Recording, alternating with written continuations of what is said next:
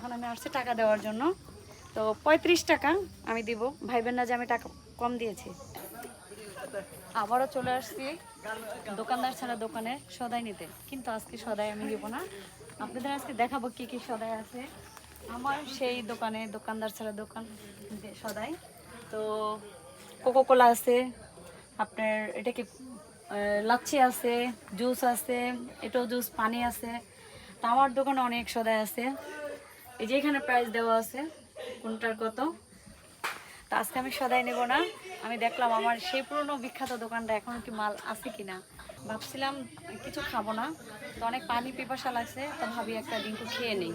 তো এখন আমি একটা ডিঙ্কু খাবো, খেয়ে দেখি। কারণ ওই দিন আমি জুস খেয়েছিলাম আঙ্গুরের, কিন্তু আমি এবার খাবো ডিঙ্কু। এটা হচ্ছে 30 টাকা। এখন আমি খেয়ে দেখি, কারণ অনেক পিপাসা লাগছে। স্বাদ আগেরই মতো, একটু বেশি না। তো আশা করি আমার এই দোকান থেকে সদাই খাবেন, খাওয়ার জন্য সাজেকে চলে আসবেন। সদাইটা খেয়েছিলাম, এখন আমি টাকা দিই নাই, এখন আমি আসছি টাকা দেওয়ার জন্য। তো 35 টাকা আমি দিব, ভাইবেন না যে আমি টাকা কম দিয়েছি। এখন আমি দিব টাকাটা, এই যে বক্সটার ভিতরে রাখবো। 10 টাকা দিলাম, 20 টাকা,